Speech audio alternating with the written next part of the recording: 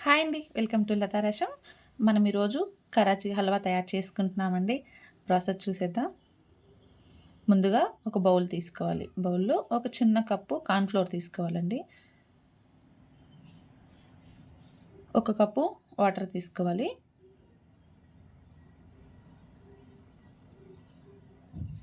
మొత్తం మంచిగా కలిపేసుకోవాలండి. ఇలా కలిపి పక్కన పెట్టుకోవాలి. ఇప్పుడు స్టవ్ ఆన్ చేసి కడాయి పెట్టుకోవాలి. ఒక కప్పు షుగర్ తీసుకోవాలండి. ఒక కప్పు షుగర్‌కి ఒక కప్పు వాటర్ అయితే సరిపోతుంది.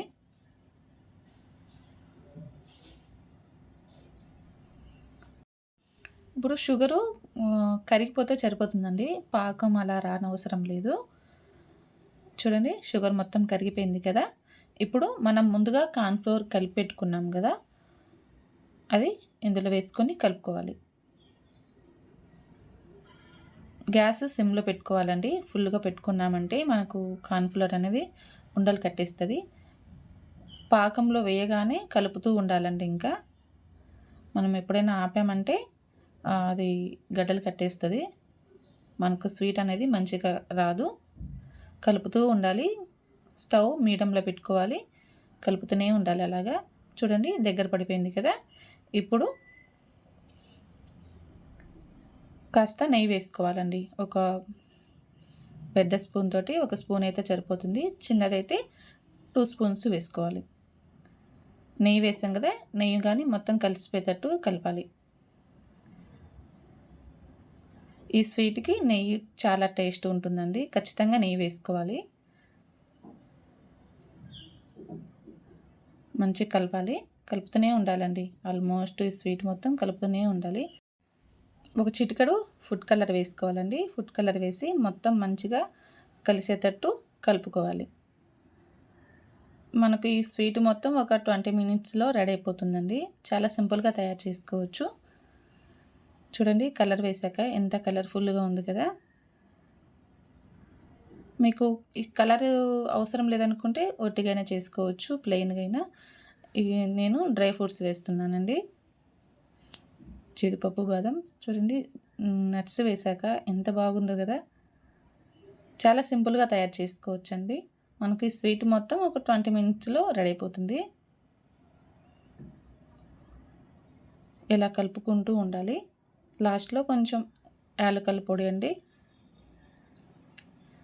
వేసుకోవాలి. ఇంకా లాస్ట్‌లో ఇంకొక స్పూను నెయ్యి వేసుకోవాలండి. నెయ్యి వేస్తే ఈ స్వీట్‌కి టేస్ట్ చాలా బాగుంటుంది.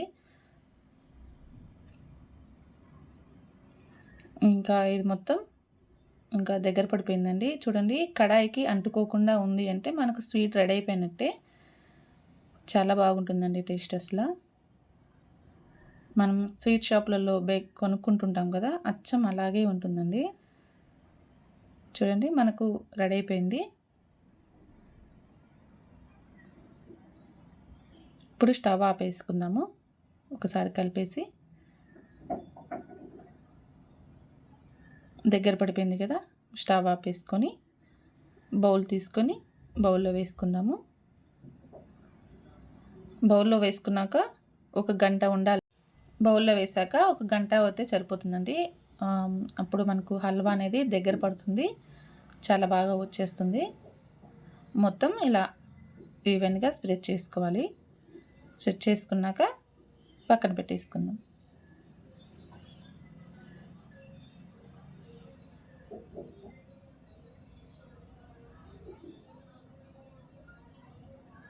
చూసేసారు కదా! గంట తర్వాత మనకు హల్వా అనేది తయారైపోయింది.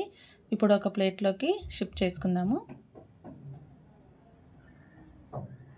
చూడండి చాలా బాగా వచ్చేసింది కదా! ఇప్పుడుగా చిన్న చిన్న పీసెస్‌గా కట్ చేసుకుందాం. మీకు నచ్చిన షేప్‌లో కట్ చేసుకోవచ్చండి. నేనైతే ఇలా కట్ చేసుకున్నాను. చాలా బాగా కుదిరింది కదా!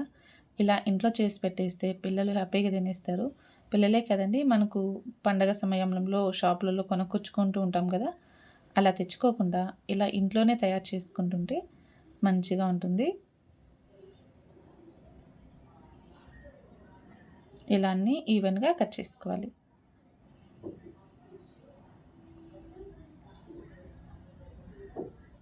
చూడండి ఎంత బాగా కుదిరిందో కదా! అచ్చం స్వీట్ షాప్‌లో తెచ్చుకున్నట్టే ఉంది కదా! చాలా బాగా కుదిరింది. చూసేసారు కదా! కరాచీ హల్వా తయారు చేసుకున్నాం కదా! మీరు గాని ఖచ్చితంగా ట్రై చేయండి. లైక్ చేయండి, షేర్ చేయండి. ఇలాంటి మరిన్ని వంటల కోసం సబ్స్క్రైబ్ చేసుకోండి.